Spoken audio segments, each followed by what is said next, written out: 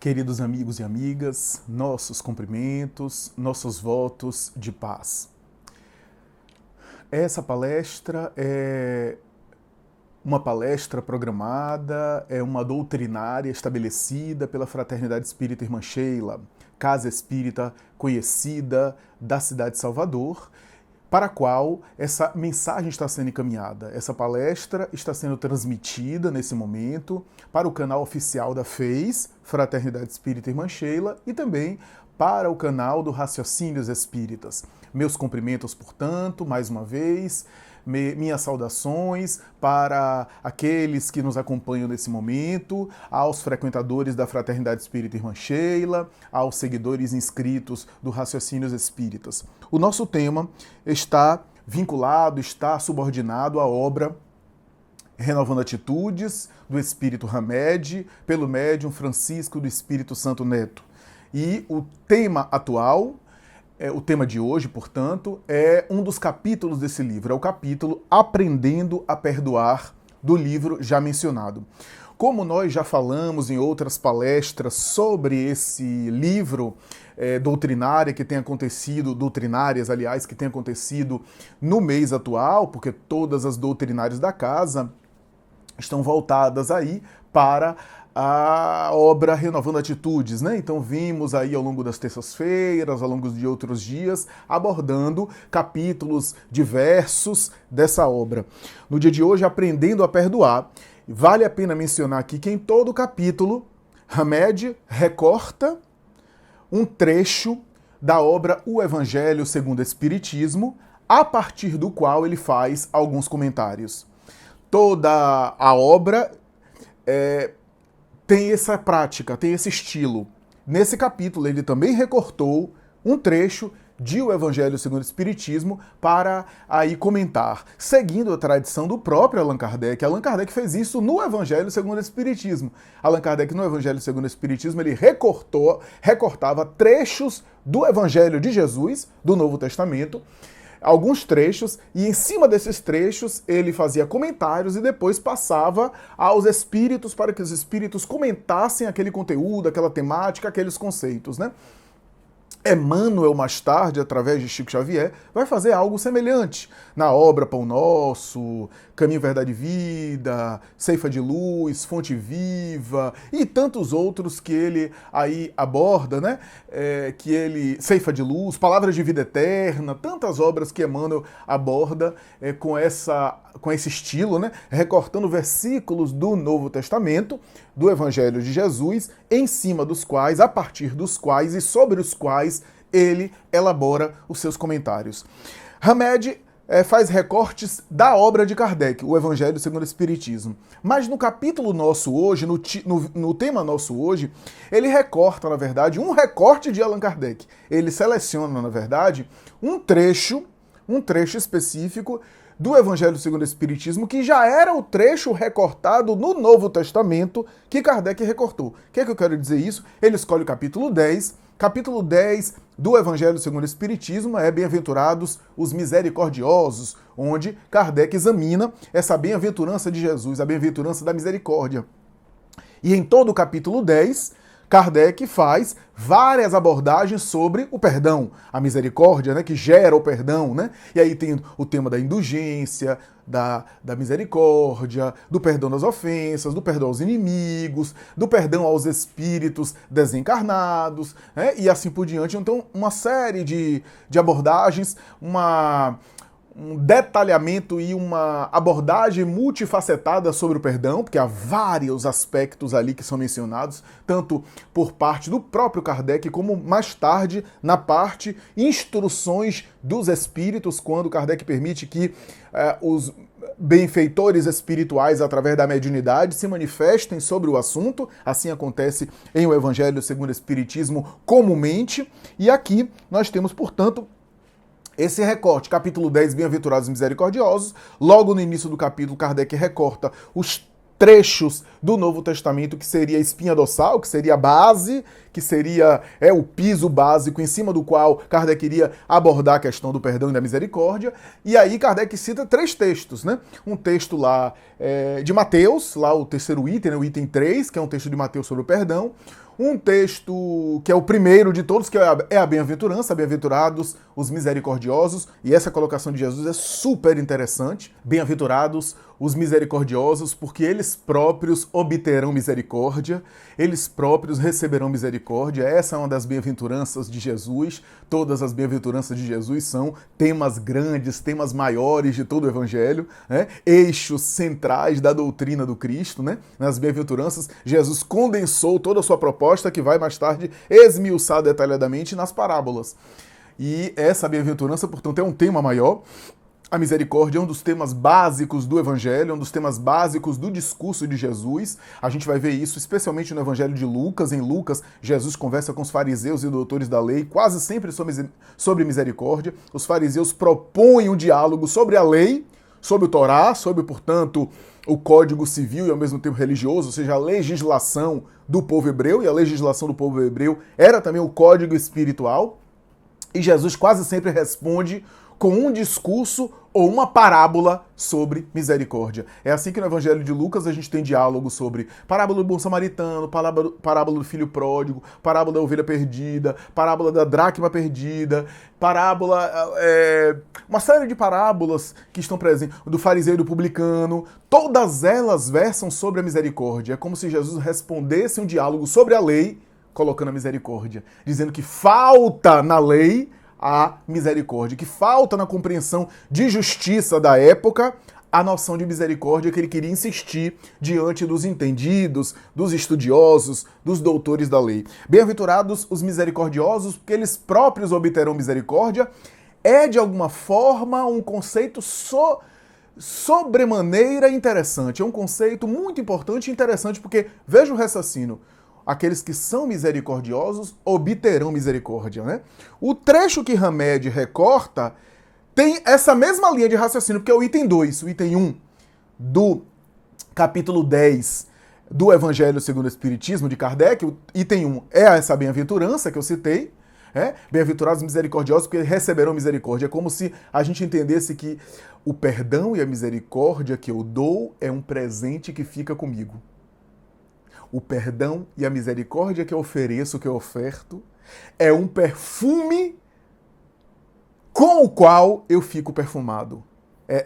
Essa é o conceito, essa é a compreensão, esse é o entendimento que a gente deve ter nesse sentido, né? Aqueles que são misericordiosos ficam com a misericórdia, obtêm a misericórdia, acessam a misericórdia, né? Que a gente pode aqui tentar entender esse obter a misericórdia de diversas formas, né? Tanto a misericórdia do ponto de vista dos homens, eu sou misericordioso, eu acabo na vida material mesmo, na vida humana, recebendo misericórdia, tendo um olhar de misericórdia, de compreensão, porque eu gerei simpatia ao meu redor.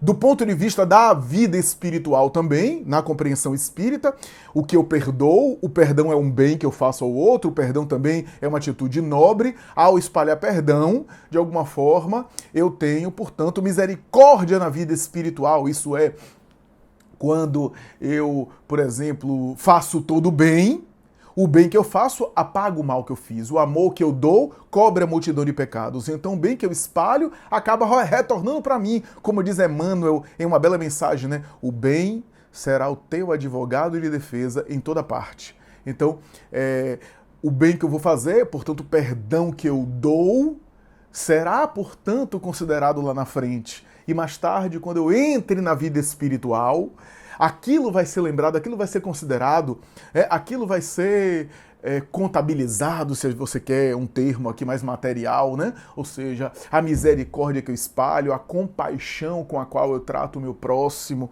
ao chegar na vida espiritual, de alguma forma, na lei divina, o rigor da lei é abrandado comigo em relação às minhas faltas, porque eu fui misericordioso com o meu próximo, né? Então, eu também obtenho misericórdia, eu também recebo misericórdia da vida em relação aos meus erros, porque eu superei eles através da misericórdia para com o meu próximo. Eu fui, portanto, compreensivo. A misericórdia também é um sintoma de maturidade, né? Então, a compreensão de que nós erramos e nós também temos limites, e é tão difícil em alguns momentos, alcançar o nível ideal, faz com que a gente se dê o direito, portanto, e tenha a noção de que a gente erra, que a gente tem insucessos, que a gente também tem fracassos. Isso nos humaniza e faz a gente olhar pra gente de uma forma que a gente se dá uma nova chance, se permite uma outra chance, uma outra tentativa. E isso faz com que a gente também seja tolerante com o outro. Se é difícil pra mim, se eu me equivoco, se eu também tenho experiências difíceis, então eu dou o direito do outro também errar. Eu também compreendo que para o outro é difícil. Eu também tenho um olhar, esse olhar de misericórdia para com o outro, porque ele também tem os seus limites. Ele também está em luta. Todos estão em batalhas. Todos têm as suas batalhas internas. Então eu passo a ter um olhar de misericórdia. A misericórdia é um olhar, né? Misericórdia, né? Miserere cordes, né? Miséria, coração, cordes, coração, miséria, ou seja, olhar para as misérias do outro, mas com um olhar de coração, né? A misericórdia é um olhar de coração. Eu olhar para as misérias do outro com o coração. Essa é mais ou menos a compreensão da misericórdia, né? Ter um olhar a respeito das misérias alheias, e misérias aqui não apenas materiais, misérias morais também, compreensão das misérias morais, das necessidades morais, com o coração, um olhar para as misérias, para as carências do outro, mas um olhar de coração, cordes, coração, né? Então, bem-aventurados misericordiosos, porque eles obterão misericórdia, pode ser interpretado do ponto de vista também interior. Se a lei de Deus está dentro de mim,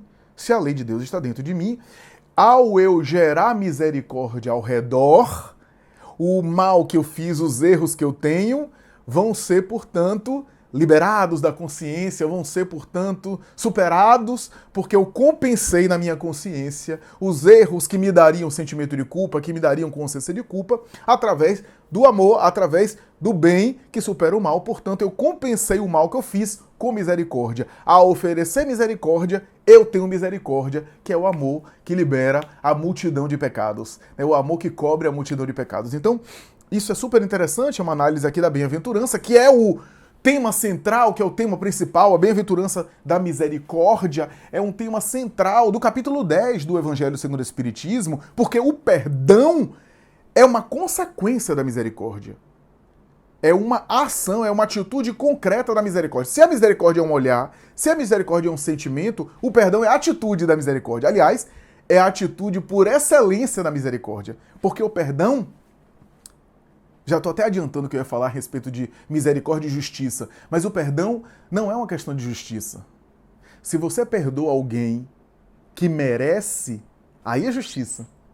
Mas o perdão é uma atitude que a gente faz para alguém que não merece. Ou seja, que ele errou, porque o que é da ordem do merecimento é justo. Se eu mereço receber alguma coisa é porque é justo, é justiça.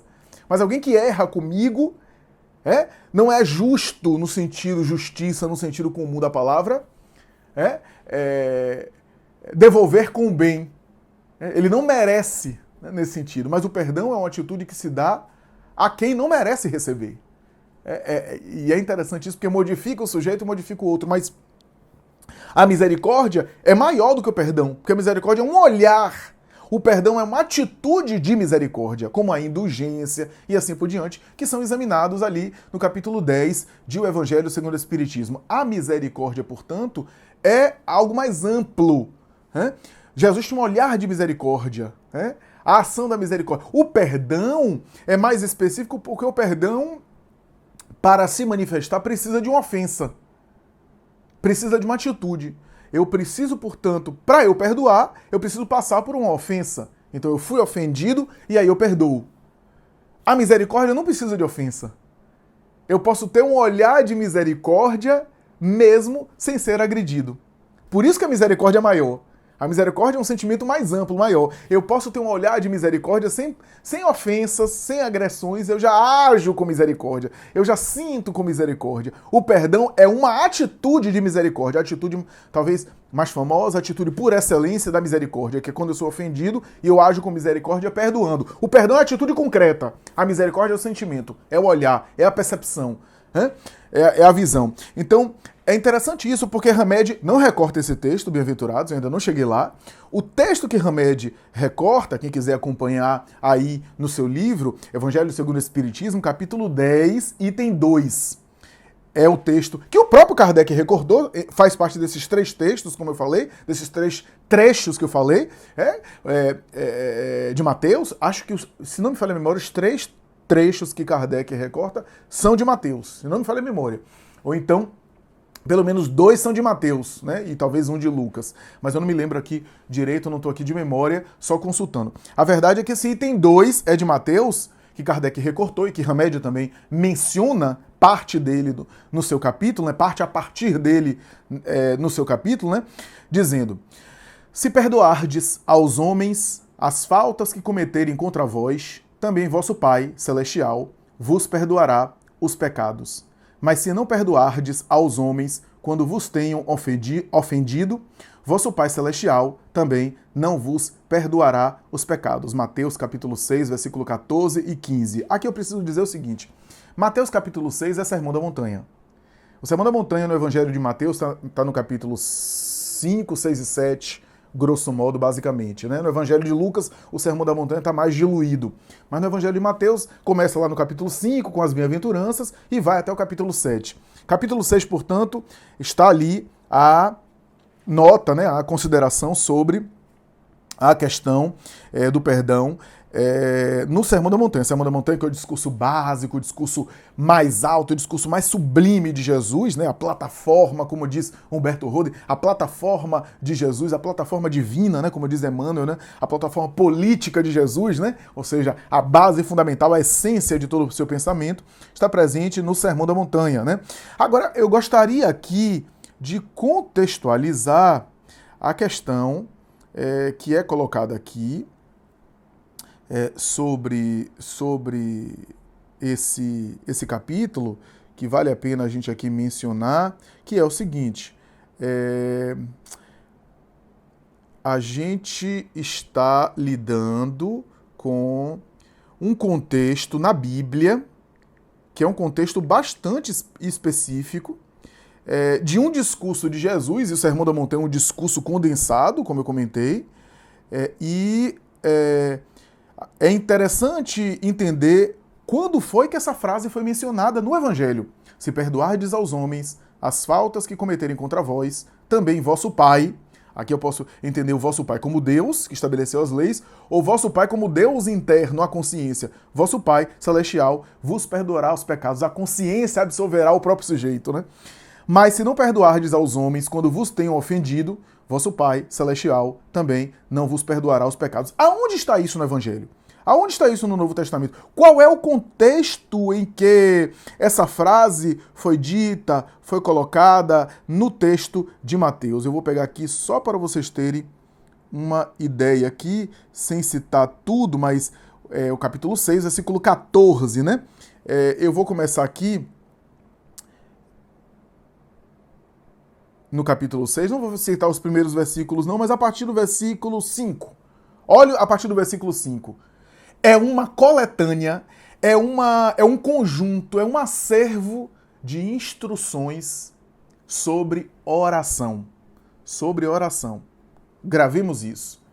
É um conjunto de instruções sobre oração. Aliás, na verdade, a maior e mais completa, mais profunda e mais sublime orientação sobre oração que a humanidade já recebeu ao longo de todas as épocas. Está presente nesse capítulo 6 do Evangelho de Mateus, a partir do versículo 5.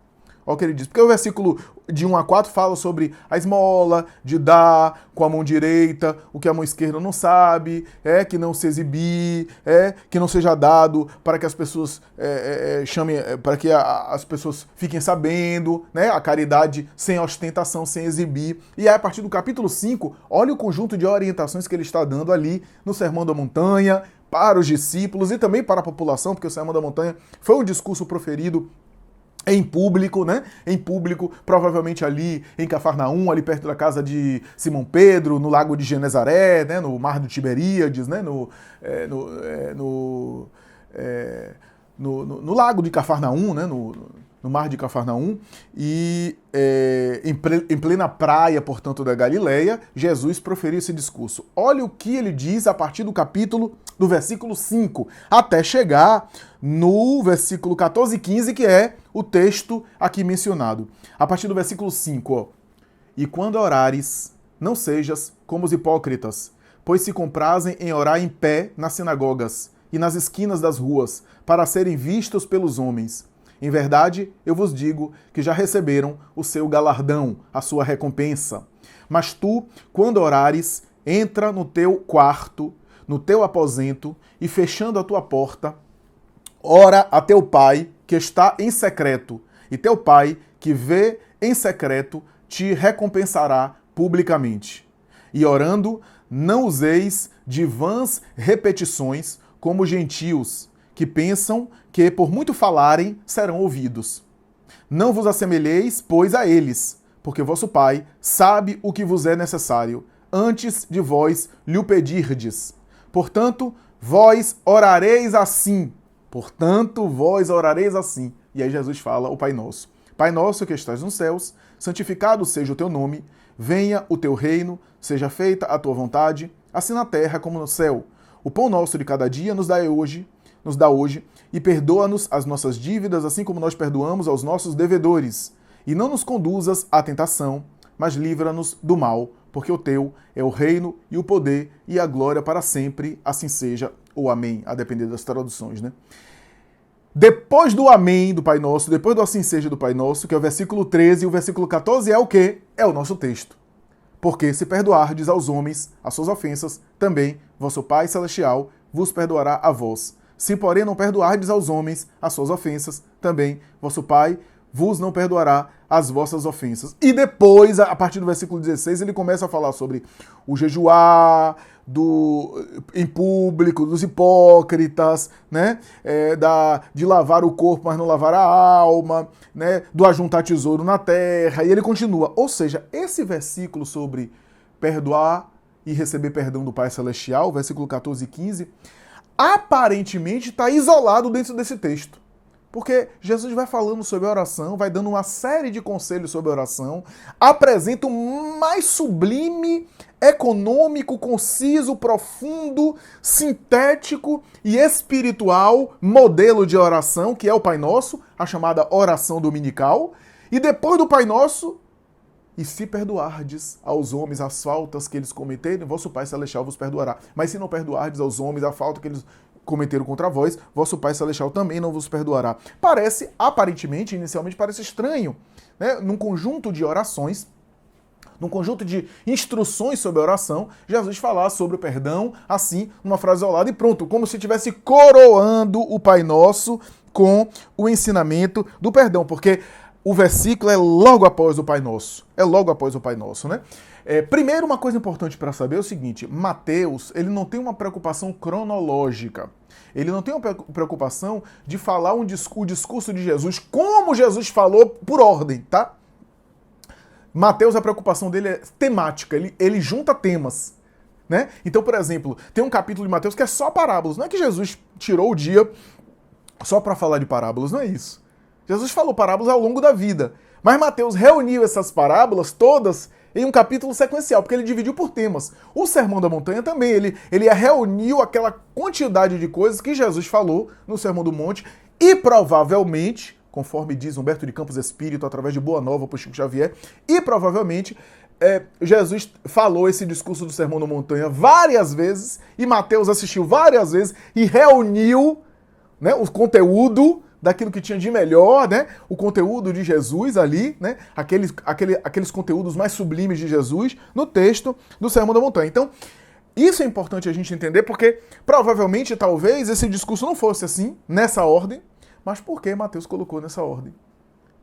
Se a preocupação de Mateus é temática, qual é a preocupação de Mateus temática de colocar esse ensinamento logo depois da instrução da oração, como se coroasse? E na cruz, Jesus recitando salmos, afasta de mim esse cálice, Deus, Deus, porque me abandonaste, que é um salmo, tá? Muita gente olha para esses trechos, olha para esses versículos, bíblicos e não compreende, Jesus estava com medo de morrer, estava dizendo que o pai abandonou ele, o pai desamparou, né? Pai, por que me abandonaste? Eli, Eli, lama sabachthani e outras coisas. Não é verdade. Salmo 22, Salmo 23, tá lá. Os salmos, meu Deus, por que me abandonaste? Eram música, eram poesia. Jesus estava recitando os salmos, porque a tradição dizia que o Messias deveria recitá-los. E ele estava recitando no momento final. Né? Não estava com medo de morrer, não estava fraquejando, não estava titubeando. Espíritos que estão muito aquém de Jesus, como Giordano Bruno,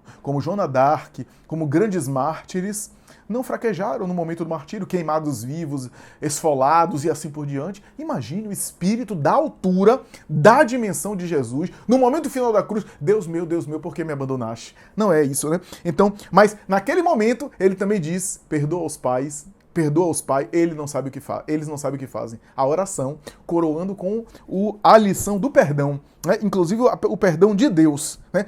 Jesus solicitando o perdão de Deus porque para ele já estava perdoado, né? Mas interessante, porque nesse texto aqui a gente vê esse raciocínio, mas também a gente vê uma cultura da época. A cultura judaica era feita de orações, acordava no dia, recitação, oração, tinha todo o ritual, a liturgia para orar, aí o jejuar, lavar as mãos para orar, porque era algo sagrado, né? Ao final do dia, ao pôr do sol também. Havia toda uma cultura nesse sentido e comumente nas orações havia orações pedindo o perdão de Deus.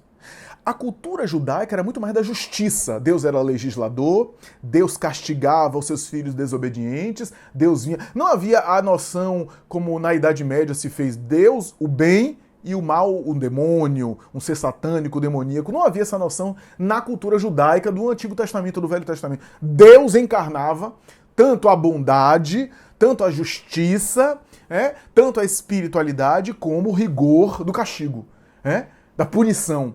Então, nesse sentido, Deus punia, era o Deus dos exércitos, era o Deus que castigava, era o Deus que fazia justiça, e era o Deus que almejava que o sujeito fosse santo, ou seja, justo, né, que seguisse a lei, que seguisse, portanto, a legislação, a tradição. Né? Então, comumente...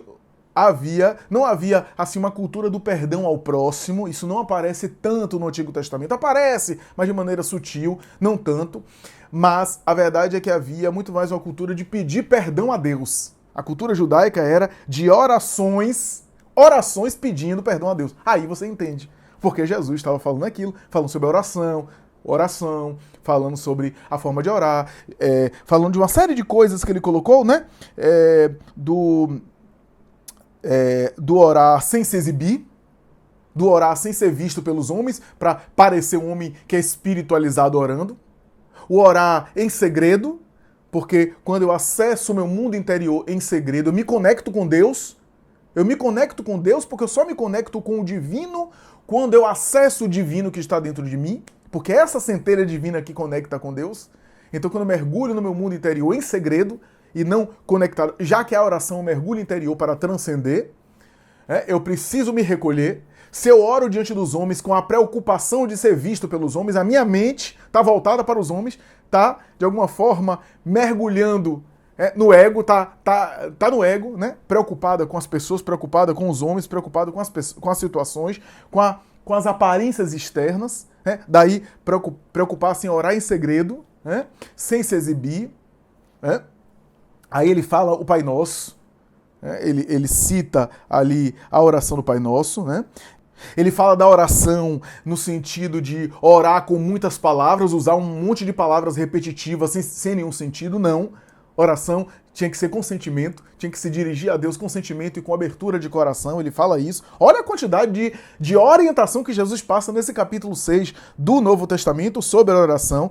Ele cita o Pai Nosso, coroa o ensinamento da oração com o Pai Nosso, e aí culmina falando sobre o perdão aos homens.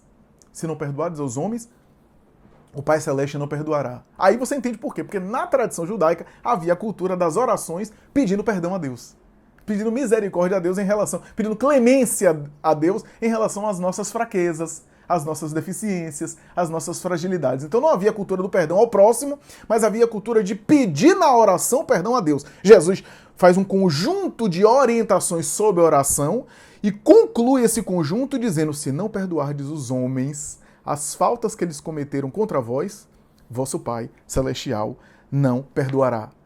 Porque o perdão de Deus era uma coisa ambicionada, era uma coisa desejada pela cultura judaica, pela cultura israelita da época, né? Que era uma cultura do sacrifício. Herança dos pensamentos primários do ponto de vista da evolução do sentimento religioso. Lei de Adoração, terceira parte do Livro dos Espíritos, Allan Kardec examina a evolução do sentimento e do pensamento religioso, e que em épocas mais primitivas, o sentimento de adoração é um sentimento que se manifesta através do holocausto, do sacrifício. Mato uma vida humana e ofereço essa vida em holocausto para que a minha vida seja poupada. Com o tempo, o sacrifício de animais, sacrifício de vegetais, né? A adoração através de pedras e de vegetais, de estátuas, ou seja, uma espécie de adoração sagrada materializada.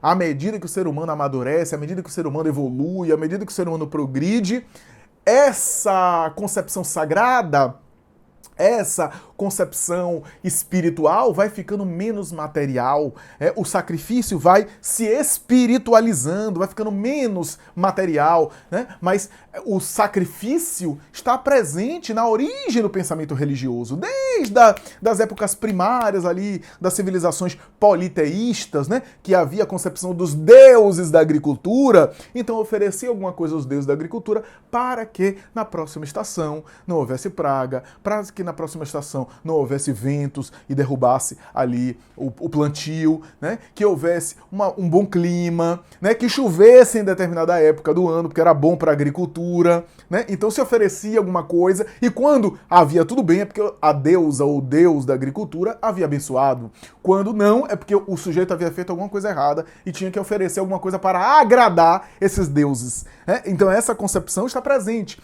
porque no fundo o sentimento religioso parece ter surgido a partir do medo. O medo de ser morto, o medo de ser atacado, o medo de ser sitiado, o medo de estar numa situação de perigo, o medo de ser alvejado ou atacado por uma fera, por um animal feroz, selvagem, ou por uma tribo ou um clã diferente do meu, fez o homem primitivo, com medo, sacrifico uma vida e ofereço aos deuses, e mais tarde a Deus, para que a minha vida seja poupada, para compensar. Essa era a ideia do sacro ofício, ofício sagrado, sacrifício. A palavra sacrifício vem de duas expressões, sacro ofício, ofício sagrado. Então, essa ideia ficou. Daí, quando Jesus vai a Jerusalém, vê os vendilhões do templo vendendo animais, né? Alguns autores diziam que as patas dos cavalos ficavam cobertas de sangue por causa do sacrifício de pombos, de cordeiros, de ovelhas que eram sacrificadas ali em Jerusalém, especialmente na Páscoa judaica, né? E Jesus teria dito em determinado momento: misericórdia eu quero, não sacrifício. Muita gente lê isso, Jesus quis dizer que quer misericórdia e não que ninguém se sacrifique pelo próximo. Não é isso que ele está dizendo. Não é o sacrifício moral, no sentido de se sacrificar, de renunciar, porque isso é sublime do ponto de vista, a depender do caso, do contexto, o indivíduo fazer um sacrifício de si mesmo em prol da caridade, em prol do próximo, em prol de causas coletivas. Não é isso que Jesus estava dizendo, porque isso é nobre. Misericórdia eu quero, não sacrifício. O sacrifício religioso, o sacrifício do ritual religioso, da morte de animais, da matança de animais, né, da oferenda de objetos materiais. Né? Ele queria dizer que mais importante do que esses rituais de sacrifícios no templo, de sacrifício de animais, de seres humanos, de vegetais, mais importante do que isso é a misericórdia. A misericórdia é algo mais... Misericórdia eu quero, não sacrifício. 18 séculos depois, Allan Kardec vai escrever o seguinte, capítulo 10 do Evangelho segundo o Espiritismo. Kardec escreve: o sacrifício mais agradável a Deus, ou o sacrifício mais importante para a divindade, é o sacrifício da transformação moral para melhor. Isso é, o sacrifício de sacrificar as paixões, sacrificar o egoísmo, sacrificar o orgulho, sacrificar a vaidade, sacrificar a inveja, sacrificar a cólera, sacrificar a violência, o sacrifício das paixões, o sacrifício do perdão. Porque no perdão, para perdoar, às vezes dói. E para perdoar é um sacrifício do ego. É o sacrifício do orgulho. E assim por diante. Então, veja como o texto espírita, como o conceito espírita confirma, ratifica a beleza, a grandeza e a profundidade da mensagem de Jesus. Como o espiritismo confirma, portanto, sendo o consolador, confirma a beleza e a profundidade do conteúdo evangélico, da ideia cristã, do ideal que Jesus apresentou, né, da mensagem que Jesus apresentou na Terra, ao longo dos tempos, né, na sua época, e mais tarde foi multiplicada ao longo dos tempos. Uma outra coisa que vale a pena que a gente mencionar, que está presente no Pai Nosso, perdoa as nossas dívidas. Por que Mateus escolheu a palavra dívidas, né? Um termo que é comercial, um termo que parece algo de financeiro, né? Porque na época de Jesus a coisa era difícil, a coisa era brava, era braba, né? Como se diz popularmente. A coisa era dura. Por quê? Porque se alguém tivesse dívida comigo, na época de Jesus, e não pagasse no dia previsto pelo acordo, não tivesse dinheiro, eu poderia acionar a justiça, chamar as autoridades, essa pessoa seria presa, ficaria encarcerada, e se não tivesse condição de pagar, mesmo presa, a sua casa era vendida para pagar a dívida para mim, e, se fosse o caso, a sua mulher, os seus filhos eram vendidos como escravo para pagar a dívida para mim. Então, quando Jesus fala, perdoa as nossas dívidas, assim como perdoando as dívidas dos nossos devedores, ele está falando de um elemento da época, cultural da época, as dívidas, né? E isso é super interessante a gente perceber isso, porque isso está presente na parábola dos devedores e credores. Quem leu a parábola dos devedores e credores deve lembrar, que um homem devia uma quantia lá, não me lembro agora, eu acho que é 50 denários, 50 dinheiros, alguma coisa assim,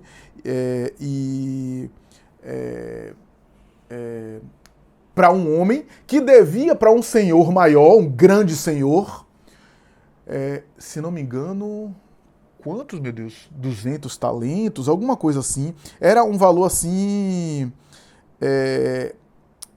astronômico, um valor assim, colossal, né? E esse senhor maior chamou o homem se ajoelhou diante dele, não podia pagar a dívida, pediu clemência, pediu que me dê mais um tempo para pagar. O dono maior, o grande, né, dono, não apenas não prendeu, não acionou justiça, como perdoou a dívida. Ou seja, nem diz assim, eu vou alterar o prazo para lá na frente você me pagar isso. Você vai ter mais tempo para me pagar. Isso já seria, na cultura de Jesus, na época de Jesus, na época judaica daquela época, da antiga Palestina, já seria um ato de misericórdia maravilhoso, porque não se fazia isso. Mas o dono, vendo, diz a parábola, vendo que ele não tinha como pagar, perdoou. Liberou ele de qualquer dívida. Ele saiu do palácio daquele senhor e encontrou o seu devedor que devia acho que 500 dinheiros, alguma coisa assim. Ah, não, aqui, é isso mesmo. Ele devia ao grande senhor 2.000 talentos. Depois eu falo sobre essas quantias. E depois que ele foi perdoado, ele saiu e pegou aquele sujeito que devia a ele 50 dinheiros, eu acho, 50 denários, que é a moeda mais fraca, era a moeda menos valiosa, segurou o indivíduo pela gola, levou ele até as autoridades, acionou as autoridades, o sujeito ficou preso ali, e ele acionou para vender mulher e filhos para pagar a dívida. E aí as pessoas presentes na rua, as pessoas que tinham visto lá no palácio, ao redor do palácio, viu e denunciou. E aí o rei, o grande dono, chamou ele e disse assim, o que é isso? Eu perdoei você me devia 2.000 talentos. 2.000 talentos. Você saiu daqui, pegou o seu devedor que devia só 50 denários. 50 denários, já tentaram fazer a conta para valores atuais. Só para vocês terem uma ideia, 50 talento era a moeda mais valiosa. era a moeda mais valiosa. Né? Às vezes um talento era mais do que o salário de um trabalhador durante um ano. 50 denários era o equivalente, digamos assim, a um mês de trabalho. Nos cálculos que hoje alguns estudiosos fazem, 50 denários seria talvez o equivalente a R$2.000. R$2.000. 2.000 talentos, já fizeram a conta, é uma coisa assim próxima, se não me falha a memória, de 300 milhões de reais. De 300 milhões de reais. Então, faça a conta aí. Né? Agora eu não sei se é 500 milhões, 500 mil ou 500 milhões. Enfim, era um valor astronômico. É um valor que não dá para pagar.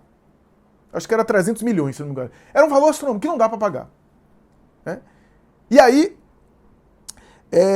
Mateus conclui a parábola, capítulo 18, versículo 23 a 25, com uma frase muito parecida a essa frase que Hamed escolheu, do capítulo 6.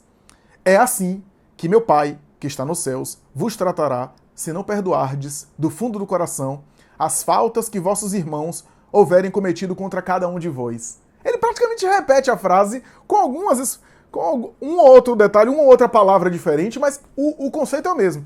É assim que meu Pai vos tratará, se não perdoardes as faltas dos vossos irmãos que eles tiverem cometido contra vós. Qual é o ensinamento dessa parábola, nesses valores astronômicos que Jesus colocou, que a população, quando ouviu, entendeu imediatamente? Jesus estava querendo dizer com essa parábola o seguinte, que a nossa dívida com Deus é impagável. Não dá para pagar.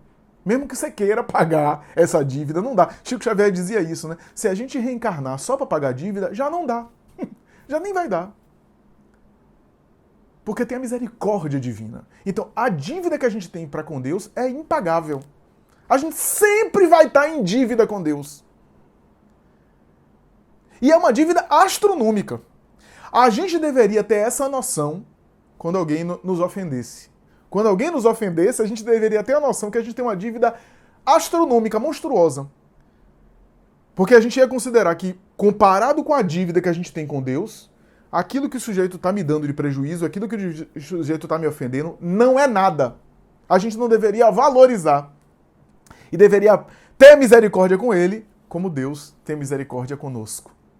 É esse ensinamento aqui básico da parábola dos credores e dos devedores. A palavra perdoar, o verbo perdoar, vem de dois vocábulos, né? Donare e per. Donare, dá, entregar. Per, total, completo. Né? Então, perdonare é dar por completo. Perdonare é dar totalmente. Né? Ou seja, não é dar uma coisa, é se dar, é se doar. É dar de si mesmo. Perdoar, portanto, é dar de si. É dar de si, é dar algo de si, que não tem a ver com objetos materiais, porque os objetos materiais não são nossos. São empréstimos. A gente está usando temporariamente. O perdão é dar algo de si, de dentro de si. Dar por completo, dar mais, dar além. Essa é a expressão do perdoar. O perdão, nas experiências e nas investigações atuais, está sendo considerado aí uma espécie de protetor para a nossa saúde. O perdão não é mais um ensinamento religioso, não é mais coisa apenas de religião, mandamento de religião. O perdão é uma atitude que, quando se consegue, se traz saúde. O perdão beneficia o sujeito que perdoa porque traz saúde para ele, saúde emocional e saúde física. Perdoar, portanto, tem a ver com isso. As experiências da doutora Robin Cassarja, a famosa terapeuta transpessoal Robin Cassarja, conclui nas várias experiências que ela desenvolveu, inclusive tem um livro dela chamado O Livro do Perdão, muito bom, um livro antigo, muito antigo. Eu conheci há muitos anos esse livro, mas muito bom. E Robin Cassarja fala sobre o efeito imunizante, palavra que está na moda, atualmente, né, com pandemia, efeito imunizante do perdão. O perdão nos imuniza de muitos problemas psíquicos e físicos, porque o ressentimento, ou seja, o sentimento que volta, que se ressente, que retorna, o ressentimento é um tóxico que vai, de alguma forma, comprometendo a nossa saúde física e mental, mas não apenas isso. O ressentimento também é uma atitude infantil, porque quando a gente cultiva o ressentimento, no fundo a gente está numa atitude de que o outro deveria. que é o que Hamed explica no texto dele. O outro deveria ter feito, deveria ter agido, não deveria ter feito, não deveria. Então é uma atitude da criança. É uma atitude da criança que fica esperando que o outro deveria ter me tratado, o outro deveria ter agido dessa ou daquela forma, o outro deveria ter agido dessa ou daquela forma comigo. É uma atitude que remete à nossa infância, é um traço infantil. Quem se apega a ressentimento, de alguma forma está revelando que tem traços infantis, né? Que de alguma forma que revela algum tipo de conteúdo infantil lá da infância nossa que retorna agora para a vida adulta, né? A ideia é a percepção e a expectativa dos outros darem a ele, dos outros oferecerem a ele. Isso não significa que não hajam coisas que magoam. Isso não significa que hajam coisas que precisam de tempo para ser elaborado, para ser processado, que esse é o legítimo perdão. Mas o perdão gera saúde. Uma das melhores pesquisas foi desenvolvida pelo Dr. Fred Luskin, na Universidade de Harvard. Inclusive, ele lançou uma obra chamada Perdão Terapia, a terapia do perdão, né? Luskin fez grupos terapêuticos sobre perdão, para falar sobre perdão, para conversar sobre perdão, de pessoas que sofreram abuso sexual, de pessoas que sofreram sequestro, de pessoas que sofreram a morte de um filho por um assassinato cruel, de um serial killer e assim por diante. E essas pessoas conversavam sobre perdão. E ele aferia pressão, media níveis de colesterol, triglicérides, glicose e assim por diante. Media na primeira semana do grupo terapêutico, na segunda semana, 1 mês, 2 meses. Em 2 meses de grupo terapêutico, os valores de referência de saúde já estavam alterados. Já estavam totalmente modificados. Já estavam sensivelmente modificados. Somente porque estavam participando de um grupo terapêutico e conversando sobre o tema do perdão. Não quer dizer que tinham perdoado, mas só de conversar, de dialogar, o efeito sobre isso na saúde. O benefício sobre isso na saúde, né? O benefício para eles em termos de saúde por conversar sobre o perdão, por dialogar sobre o tema, por refletir sobre aquilo que viveram, aquilo que passaram e a possibilidade de poderem perdoar. Né? Porque o perdão não é livrar o ofensor dos seus compromissos. O perdão é se libertar do ódio que pode fazer o sujeito infeliz. Quando nós odiamos alguém que nos ofendeu, nós ficamos infelizes. Porque ninguém pode ser feliz cultivando ódio. Então, é mais ou menos essa história, essa ideia que a pesquisa de Fred Luskin aborda, né? Mas o que é perdoar? Do ponto de vista da teologia, perdoar é esquecer. É necessário esquecer. Mas isso não é compatível com a nossa vida real, a nossa vida genuína. Afinal, tem muita coisa que a gente gostaria de esquecer, mas não consegue. E tem muita coisa que a gente gostaria de lembrar e não consegue. Perdoar não é esquecer, porque esquecer é da memória. Esquecer é da memória. O indivíduo passou por um trauma muito forte na infância, como ele gostaria de esquecer, mas não vai esquecer, não vai conseguir esquecer, porque é da memória. E quanta coisa positiva a gente gostaria de lembrar e às vezes esquece. Então, não quer dizer, perdoar não tem nada a ver com memória, com esquecer ou não. É claro, isso sim, é claro que o indivíduo que fica cultivando ressentimento, o indivíduo que fica lembrando da ocorrência, que fica guardando mágoa, ele fica acionando os arquivos da memória e mantendo, retendo, se fixando, agarrando as lembranças que não desaparecem da sua mente. E aí, de fato, ele fica fixo. Ele lembra mais. A mágoa faz ele lembrar toda hora. A mágoa faz ele se fixar toda hora na ocorrência. De fato, o sentimento de mágoa faz ele sempre resgatar esses arquivos do seu inconsciente.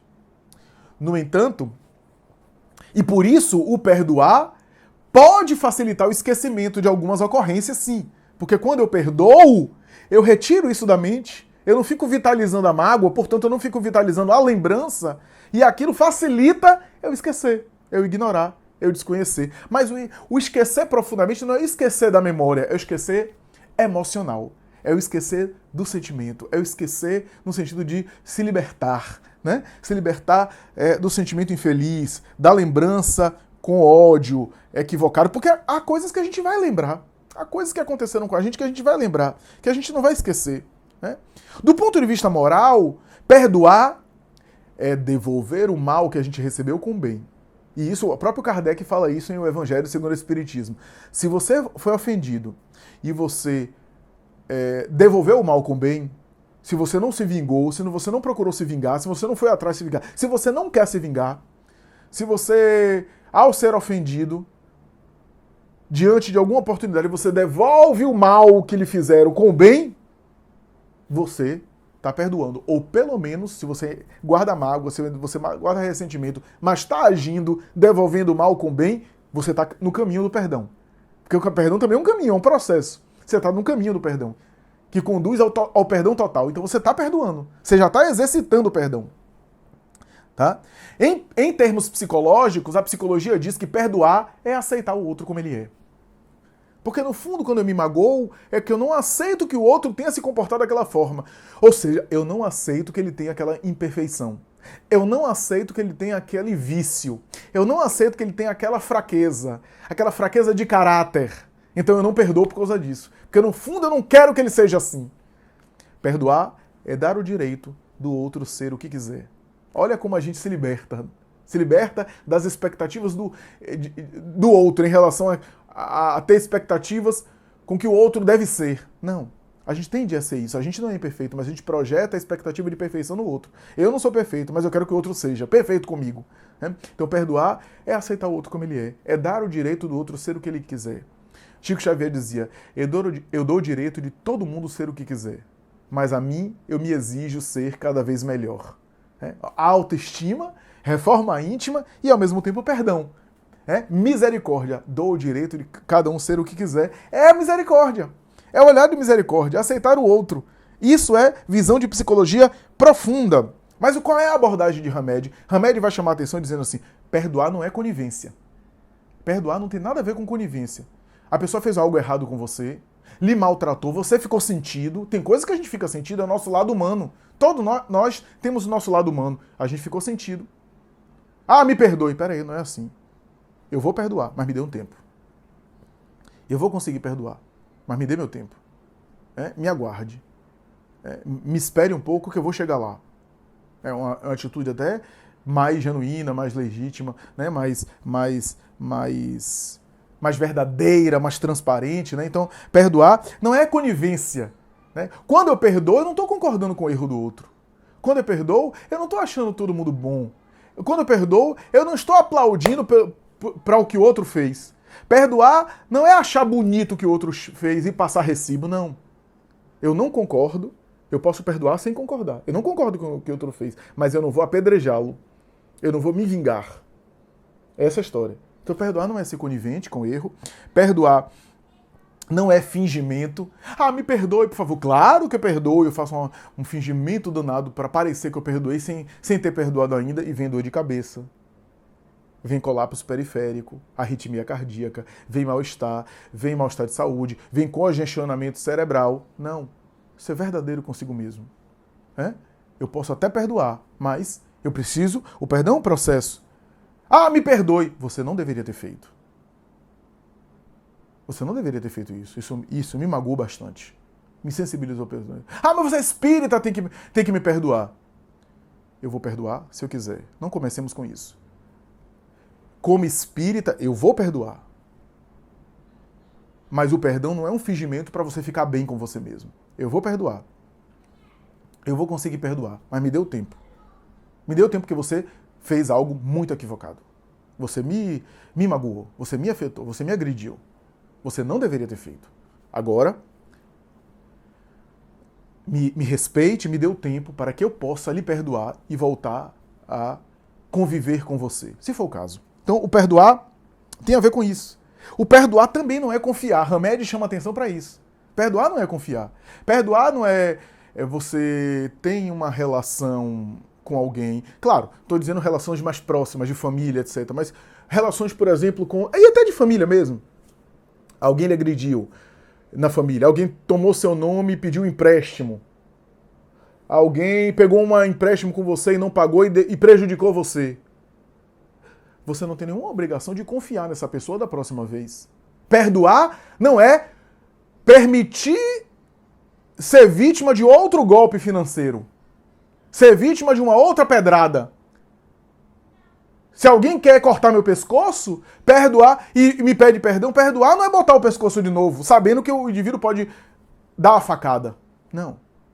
Perdoar é não devolver o mal com o bem, não devolver o mal com o mal, é devolver o mal com o bem, é aceitar o outro como ele é dar o direito dele ser o que é. Mas se essa pessoa é nociva, se essa pessoa não merece a nossa confiança, ou não tem condição de a gente confiar nela, a gente não vai confiar, a gente vai tratar bem, a gente vai devolver o mal com o bem, a gente vai fazer o bem a ela, mas não temos nenhuma obrigação de confiar. Não temos nenhuma obrigação de ter uma intimidade com alguém que quer nos prejudicar. Há muitos anos, alguém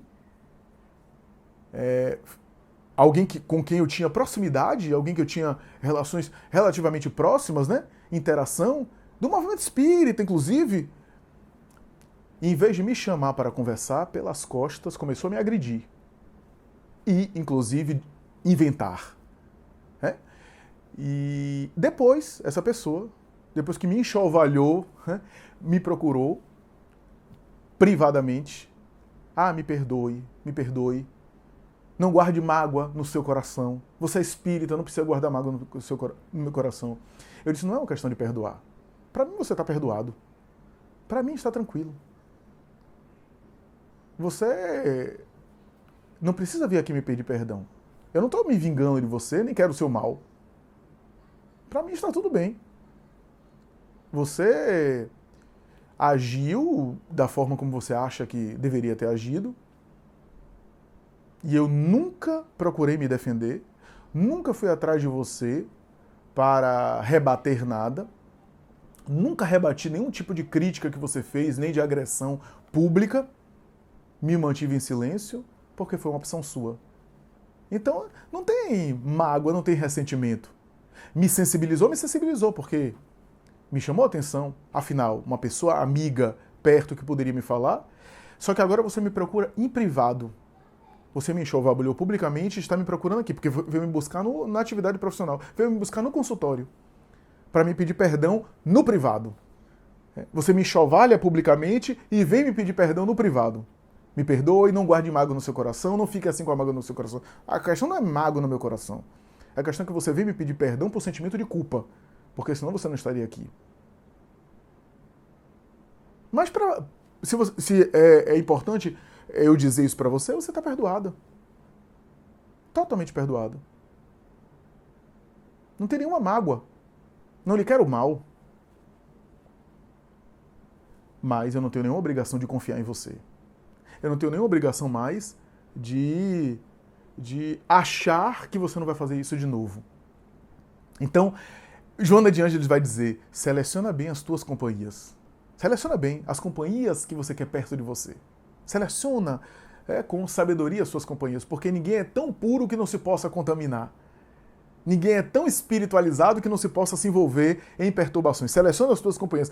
Ajuda a todos. Faz o bem a todos. Mas tu tens o direito de escolher aquelas companhias que te entendam. Aquelas companhias com as quais você se afiniza. Como diz o ditado popular, se junta aos maus e te tornará igual a ele. Junta-se aos bons e te tornarás pior do que eles. Então, é claro que eu não estou dizendo que essa lição que eu dei agora, esse exemplo agora, seja um exemplo universal. É claro que há situações que o indivíduo erra conosco, a gente dá uma outra chance, a gente confia novamente, a gente permite uma relação de intimidade, uma relação de proximidade. Se é uma relação íntima, quantos casais que precisam se perdoar? Houve quebra de confiança, houve uma agressão, houve às vezes até uma traição, e o casal decide ir adiante, se perdoam, dá uma nova chance pela relação de intimidade. Mãe e filho, pai e filho. Mas isso não significa que aquele com quem a gente estabelece um contato e que a gente sabe que vai novamente reincidir nos mesmos erros, perdoar não é simplesmente pegar ele e levar para casa. E botar dentro de casa para conviver. É tratar bem. É devolver todo o mal com bem. Se ele precisar de ajuda, a gente socorre. A gente está ali. A gente é fraterno com ele, como é fraterno com todo mundo. Isso não significa concordar com o erro. Isso não significa dar aso para que ele continue cometendo os erros com a gente e se complicando mais. não é apenas nos agredindo, mas nos complicando mais. Então tudo isso tem a ver com a abordagem que Hamed faz.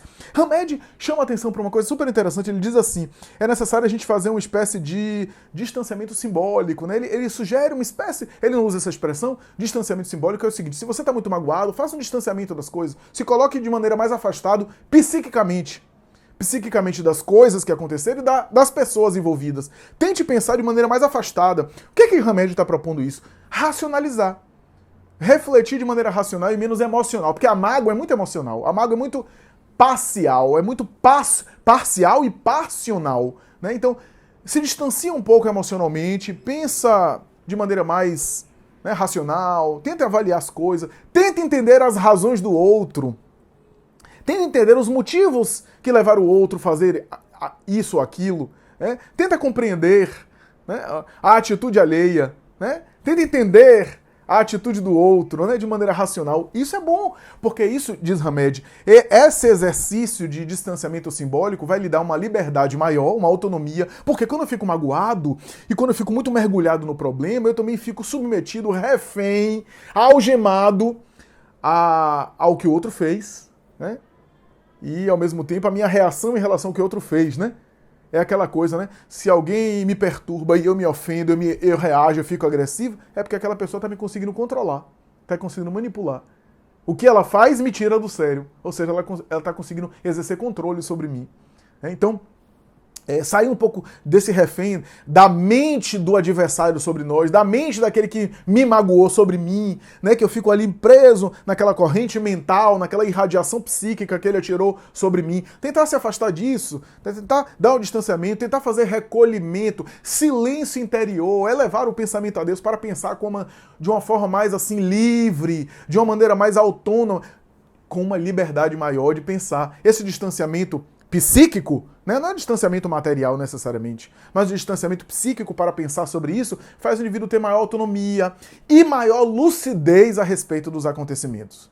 Porque às vezes a gente fala de perdão como se a gente não tivesse também contribuição naquilo que foi feito. Às vezes alguém nos ofendeu, mas a gente também colaborou com aquela ofensa, a gente também teve alguma participação, né?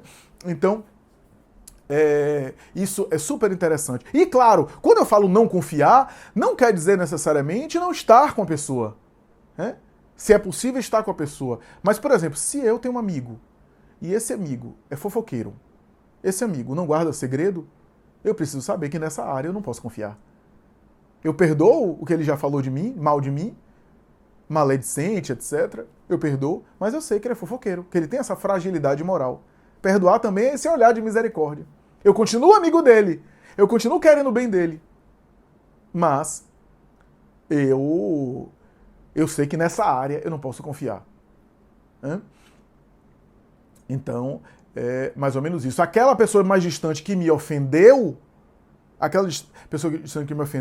se eu tiver a oportunidade de conviver, de estar com, eu posso estar, faço bem, etc.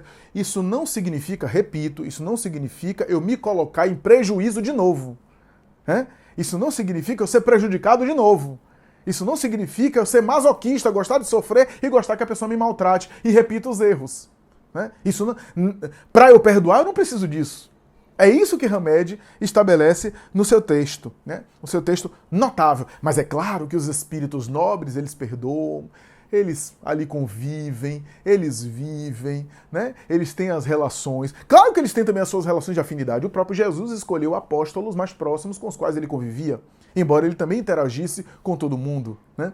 Mas é interessante porque esse distanciamento vai fazer o indivíduo, esse distanciamento psíquico vai fazer o indivíduo também pensar mais com a sua própria cabeça, consigo mesmo, né? Com os seus próprios pensamentos, né? Com suas próprias reflexões, né? Ser mais verdadeiro com seus sentimentos, com seus próprios sentimentos, para poder, inclusive, compreender os sentimentos alheios. Ou seja, estar integrado consigo mesmo. Está conectado com as suas próprias emoções. Então, meus amigos, para concluir, eu me lembrei de um Midrashim. Já contei isso em uma palestra recente, contei numa palestra recente agora, inclusive, para Face, e conto novamente.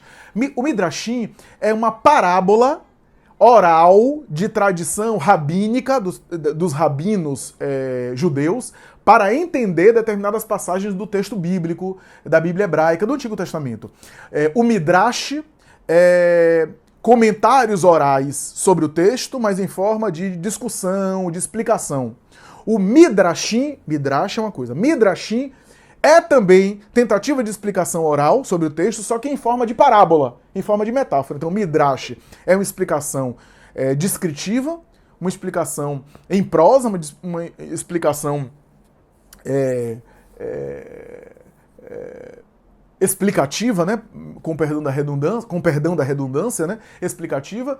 E o Midrashim é uma tentativa de explicar ou de entender o texto através de uma parábola, de uma metáfora. Há um Midrashim, que é um dos que eu mais gosto, na tradição ali do Torá, do Talmud e assim por diante, que é um Midrashim, ou seja, um comentário oral, uma explicação parabólica, metafórica oral, do primeiro livro de Moisés, o livro de Gênesis, né? Os primeiros capítulos, inclusive, que é a respeito da criação do homem, a criação do ser humano. Né? E há uma explicação, um Midrashim para tentar entender.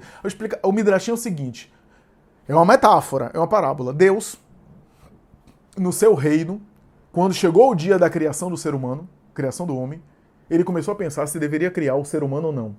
Alguém dotado de livre-arbítrio, alguém dotado de senso moral, alguém dotado de intelectualidade, de raciocínio a ponto de compreender Deus, ou melhor, de conhecer Deus, ou de pensar em Deus, ou de refletir sobre Deus, ou ter consciência de Deus, e que teria imperfeições, etc. Ficou pensando, será que criava ou não criava o ser humano? Chamou os seus dois auxiliares de maior confiança. O anjo da justiça e o anjo da misericórdia.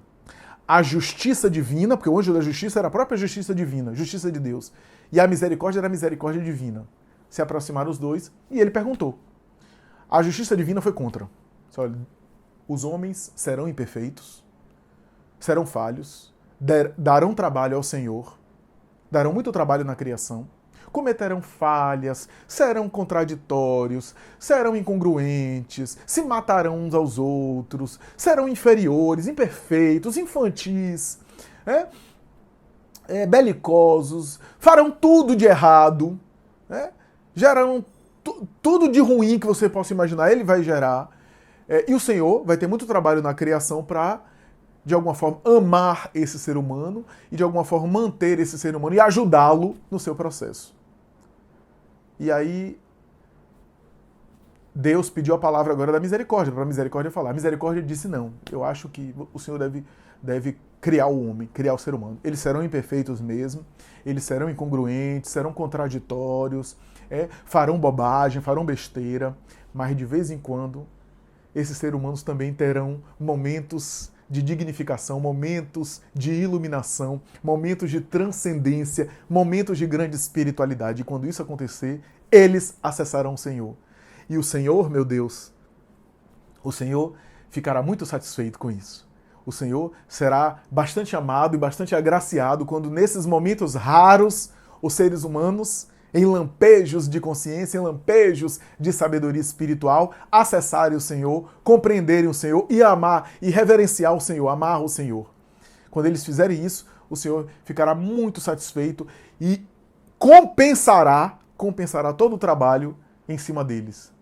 Deus meditou em cada uma das opiniões e resolveu dar razão à misericórdia. Resolveu optar pelo conselho da misericórdia.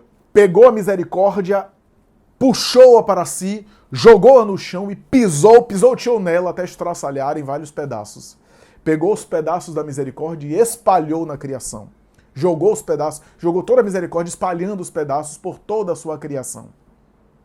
Dizem os rabinos nessa parábola que a partir daquele momento, o ser humano sempre teve o olhar da justiça divina. A justiça divina sempre esteve atrás dele. Sempre esteve próximo dele. A justiça divina sempre esteve ao seu encalço. O ser humano sempre foi vigiado, foi fiscalizado pela justiça divina.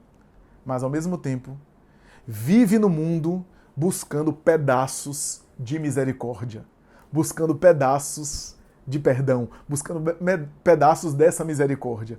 E quando encontram esses pedaços de misericórdia, esses seres humanos se tornam divinos também. Conseguem compreender Deus e conseguem viver uma experiência que é verdadeiramente um milagre. A misericórdia genuína é um milagre. É um milagre no sentido aqui de algo que transcende, né? Que é algo que vai além do normal, do convencional do ser humano. Não um milagre no sentido de fenômeno, mas um milagre nesse sentido. E quando os seres humanos encontram esses pedaços de misericórdia, buscando esses pedaços de misericórdia, eles transcendem. Eles compreendem a criação e acessam o Criador. E ao mesmo tempo encontram Deus. Daí os rabinos concluem dizendo que Deus está nos detalhes. Deus é encontrado nos detalhes. Que detalhes são esses? Os pedaços de misericórdia espalhados por toda a criação. É isso, meus amigos. Espero que vocês tenham gostado. Um abraço a todos os queridos amigos e até a próxima, se Deus quiser. Muita paz.